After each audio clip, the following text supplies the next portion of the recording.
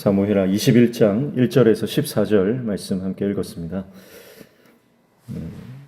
사무엘하는요, 1장부터 20장까지가 이제 그 본문에 해당하고 21장부터는 뒤에 첨가된 부록과 같습니다. 그래서 이게 시간적으로 이제 배열된 것은 아닙니다. 그래서 이 사무엘하 21장은 뭐 이제 굳이 이게 시간적으로 배열을 한다면은 아마 사무엘하 9장과 10장 그 사이쯤에 들어가 있다 이렇게 보시면 되고요. 그러니까 이것은 다윗의 그 통치 기간에 일어난 일이지만 시간적으로 배열된 것은 아니다. 이것을 기억하셔야 되고 21장부터는 그 다윗의 다스리는 그 일들에 있었던 그 어떤 그 일들을 부록적인 개념으로 이렇게 첨가해 놓은 곳이다 이렇게 보시면 됩니다. 그래서 이 21장이 20장 이후에 일어난 사건이 아님을 우리가 기억하면서 이제 나머지 부분들을 살펴봐야 하는 것이죠. 오늘 말씀은 다윗이 이제 다스리는 때에 3년 동안 심한 기근이 있었다 그렇게 말씀을 하고 있습니다. 그래서 1절에 보시면 다윗의 시대에 해를 거듭하여 3년 기근이 있으므로 다윗이 여호와 앞에 간구하매 여호와께서 이르시되 이는 사울과 피를 흘린 그의 집으로 말미암음이니 그가 기브온 사람을 죽였음이니라 하시니라 이렇게 말씀하죠. 여호수아 9장에 보면 여호수아가 이제 이 가나안 땅을 정복할 때에 그 땅에 있는 기브온 사람들은 이제 여호수아를 굉장히 두려워했습니다. 그래서 그들이 진멸됨을 면하기 위해서 그들이 멀리서 온 그 행색을 했죠. 그래서 낡은 옷과 낡은 신발을 신고 여호수아에게 와서 우리가 멀리서 왔으니까 우리를 좀 선대해 달라고 그렇게 했던 일이 있습니다.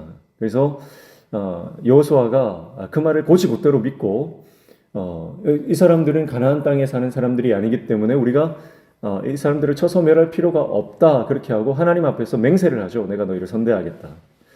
그래서 여호와 앞에서 그 기브온 주민들은 해하지 않겠다라고 하는 약속을 그 맹세를 하나님 앞에서 했기 때문에 이제 기브온 주민들은 이제 살아남게 되고 그들은 이제 이스라엘 백성들을 돕는 그런 그 역할을 하게 되었습니다.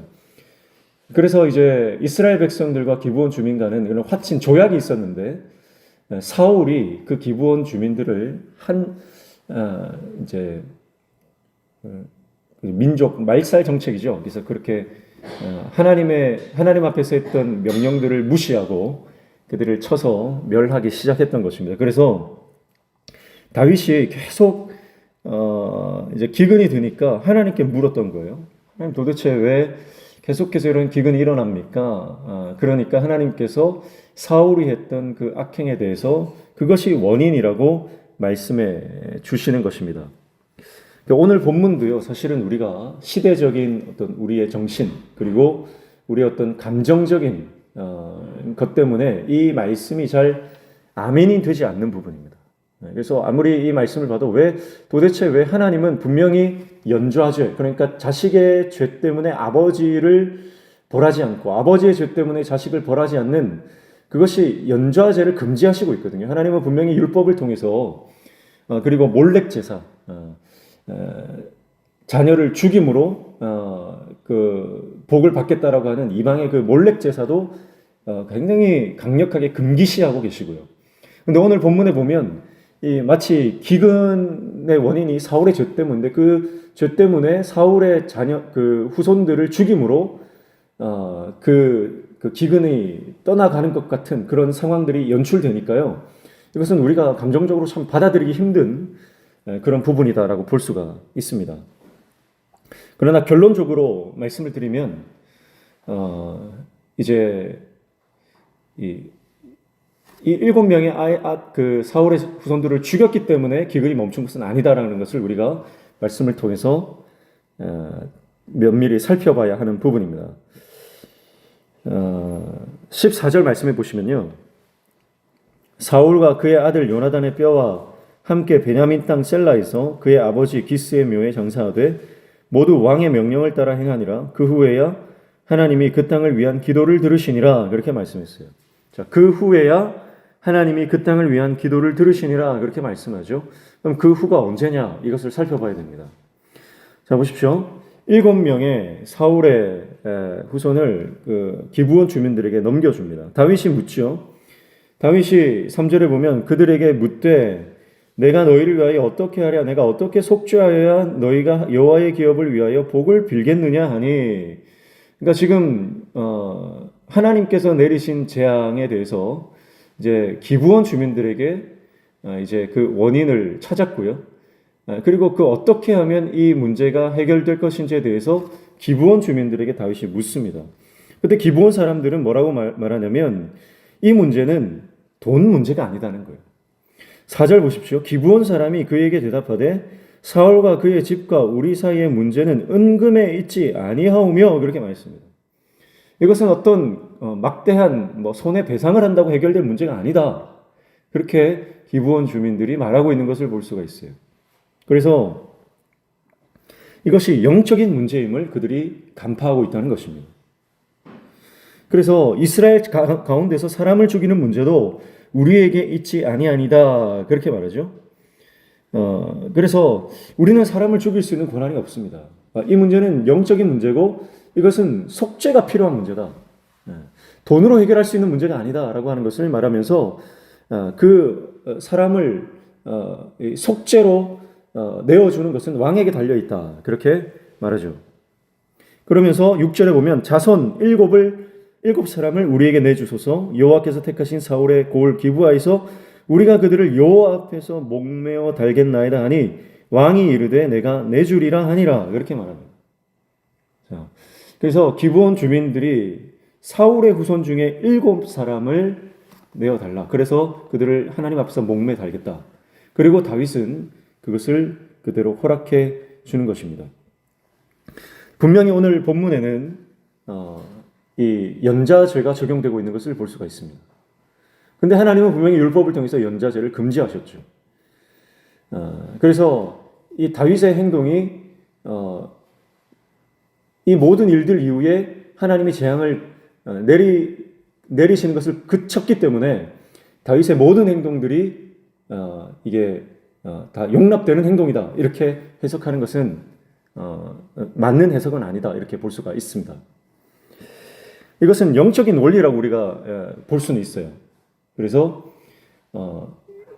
사실은 이 왕의 죄라고 하는 것, 일반적인 사람이 아니라 왕의 죄라고 하는 것은 하나님께서 더 엄격하게 묻고 이것은 더 하나님께서 심각하게 다루신다. 그래서 분명히 또 한편의 말씀에서는요, 왕의 죄 때문에 그 후손까지 하나님께서는 벌하시겠다. 그리고 왕이 잘하면 그 자손까지 복을 주시겠다. 이런 복들은 하나님께서 또 말씀하고 있는 것을 볼 수가 있는데요. 어쨌든 이것은 다윗이 그 7명을 내어줘서 7명이 죽었기 때문에 재앙이 그친 것이다. 이렇게 봐서는 안 됩니다. 왜냐하면 만약에 하나님께서 그것을 기뻐하셨다면 그 7명의 사람을 죽인 그 즉시 비가 왔어야 됩니다. 그러나 그 즉시 비가 오지 않았다는 거예요. 9절 말씀해 보시면 그들을 기브온 사람의 손에 넘기니 기브온 사람이 그들을 산 위에서 여호와 앞에 목매어 달매 그들 7 사람이 동시에 죽으니 죽은 때는 곡식 베는 첫날 곧 보리를 베기 시작하는 때더라. 그렇게 말했습니다. 자, 그래서 그 7 사람들을 기브온 사람들이 목을 매 달았습니다. 근데 그 다음에 어떤 일이 일어나냐면요. 10절입니다. 아야의 딸 리스바가 굵은 배를 가져다가 자기를 위하여 바위 위에 펴고 곡식 베기 시작한 때부터 하늘에서 비가 시체에 쏟아지기까지 그 시체에 낮에는 공중의 새가 앉지 못하게 하고 밤에는 들짐승이 범하지 못하게 한지라. 그렇게 말했어요. 자, 그러니까 그들 사울의 자손 중에 이 아야의 딸 리스바에게서 난 그 2 아들이 있었어요. 그런데 이 리스바가 그 아들의 죽음 앞에서 어떻게 합니까? 그들이 지금 목이 매달려 그 나무 위에 달려 있습니다. 근데 이 그들의 어머니가 어떻게 하냐면 이 아들의 시신을 낮에는 이 들짐승이나 공중의 새들이 먹지 못하게 계속해서 그들의 시신 주위에서 그 시신을 지키는 겁니다.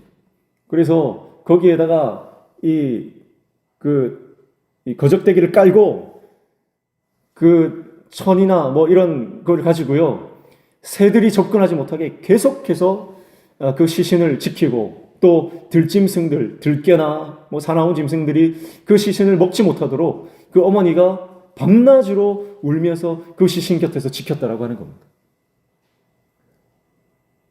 근데 그게 언제까지 했겠어요? 비가 올 때까지 한 거예요. 비가 올 때까지. 근데 비가 왔을까요? 비가 오지 않았던 거예요. 이 기간이 언제까지냐? 이것을 한 6개월 가량 이것이 지속되었다 이렇게 봅니다. 그러니까 이제 시신이 다 부패하고 썩어서 뼈가 될 때까지 그 시신을 그 공중의 새나 들짐승들이 먹지 못하게 그 반년 이상을 그 어머니는 그 아들 곁을 지켰다라고 하는 거죠. 그런데도 비가 안 왔다는 거예요. 분명히 다윗이 기브온 주민들의 요구를 들어줬고, 기브온 주민들이 그 시신을, 사울의 후손들의 시신 7을 매달았습니다. 7이라는 건 완전 숫자죠. 그래서 그들의 복수가 완전히 이행되었음을 상징하는 숫자입니다. 그렇게 완전한 숫자의 7명을 매달아 죽였음에도 불구하고 비는 안 왔다는 거예요. 그리고 그들 그 시체 앞에 특별히 그들의 어머니가 울면서 밤낮으로 아들의 시신 곁에서 지켰다. 여러분, 그 어머니의 마음을 한번 생각해 보십시오. 언제 비가 왔느냐? 다윗이 이 이야기를 듣고 그 시신들을 수습해다가 이전에 묻혀 있었던 사울과 요나단의 시신을 같이 그들의 뼈를 함께 안장시켜 주었을 때, 그때 비로소 그 후에 하나님께서 재앙을 그치셨다. 성경은 그렇게 말하는 거예요. 그래서 우리가 다윗은 훌륭한 사람이고 다윗은 완전한 하나님께서 기뻐하시는 종이니까 다윗이 했던 모든 일들이 합당하다, 다윗이 했던 모든 것들이 뭐 용인되는 일이다, 그렇게 생각하면 큰 오류를 범할 수 있다고 하는 것입니다. 그래서 분명히 율법의 말씀에 근거했을 때는 다윗의 이 행동은 옳지 않은 일입니다. 그러나 하나님께서 이 문제에 대해서 침묵하고 계시기 때문에 우리가 이것이 잘못된 것인지 아니면 아닌 것인지 우리가 조금 해석하기에 곤란한 부분이 분명히 있는 것은 사실입니다. 그러나 오늘 이 본문을 면밀히 보았을 때에 하나님께서 그 재앙을 그치신 것은 바로 다윗이 그 아들을 잃은 여인을 위해서, 그리고 그 사울의 죄 때문에 죽어간 그 후손들 7명을 위해서 다윗이 자비와 선대의 마음을 품고 다시 그들을 안장시켜 주었을 때, 다윗의 마음에 자비와 긍휼이 회복되었을 때, 그때 하나님은 재앙을 거두시고 비를 다시 내려주셨다라고 하는 것입니다. 그래서 하나님께서 오늘 본문을 통해서 강조하시는 것은요, 왜 이것은 이미 지나간 일입니다. 그런데 왜 부록으로 다시 이 말씀을 넣고 있느냐? 그것은 다윗의 왕조, 다윗의 왕국은 어떤 나라라고 했습니까? 단순한 인간의 왕국이 아니라고 했습니다. 다윗의 왕국은 하나님의 나라의 모형이고 예수 그리스도의 그림자다 그랬습니다. 그러니까 다윗의 통치와 삶을 통해 하나님께서 말씀하시고자 하는 것이 있다는 거죠. 그게 뭡니까? 바로 하나님의 나라는 하나님의 긍휼과 자비로 통치되어지는 나라다. 그것을 보여주기 위함이다라고 하는 것이죠. 오늘 우리가 회복되어야 하는 것이 그것입니다. 바로 이 어미의 마음입니다. 바로 자식의 죽음 앞에서 애를 태우며 눈물 흘리며 그 곁을 떠나지 않는 그 절절한 어머니의 마음, 그 마음이 하나님의 나라 안에 흘러가고 있다는 것, 그것을 우리가 깨달아야 한다는 것입니다. 그리고 우리는 이 마음을 품을 때에 우리 공동체가 살아나며 하나님의 통치와 하나님의 나라가 이 땅 가운데 흘러가게 된다라고 하는 것이죠. 아픈 자식이 있으면 그 자식 때문에 밤잠 이루지 못하고 밤을 꼴딱 지새우는 것이 부모의 심정이죠. 누가 남의 자식을 위해서 그렇게 밤을 지새우며 자식의 병 간호를 할 사람이 누가 있습니까? 내 자식이니까 그렇게 하는 거예요. 부모가 아파도 자식은 그렇게 부모를 지극정성으로 공양을 하고 부모 곁을 지키는 것, 그것이 자식된 도리인 것입니다. 그래서 하나님의 나라라고 하는 것이 그런 거예요. 하나님의 공동체라고 하는 것이 그런 거예요. 내 자식처럼, 내 부모처럼 서로를 섬기고 마음 아파하며 그 죽음과 고통과 아픔 앞에서 그 곁을 떠나지 못하며 함께 울어주는 것, 그것이 하나님의 나라 공동체의 모습이다라고 하는 것을 오늘 본문을 통해서 하나님은 우리에게 말씀하시는 줄로 믿습니다. 그래서 오늘 우리가 이러한 아버지의 마음, 이러한 하나님 나라를 관통하고 있는 이 긍휼, 이 자비의 이 아버지의 마음이 우리 가운데 전이 되어서 그 마음으로 서로를 섬기고 사랑하며 공동체를 세워나가는 하나님의 종이 되시기를 주님의 이름으로 축복합니다. 기도하겠습니다.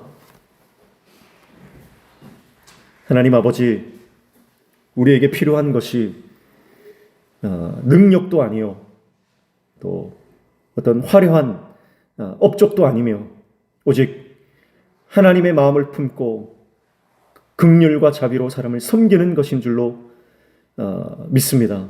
오늘 우리가 이러한 자비의 사람, 긍휼의 사람 되게 도와 주시옵소서. 사울은 아버지의 마음 없이, 하나님 아버지의 마음 없이 그저 죽이고 멸절하고 그래서 자신의 세를 더 키워나가고자 했던 그런 마음들 때문에 그의 잘못된 선택이 후손들에게 큰 아픔으로 남게 되는 것을 봅니다.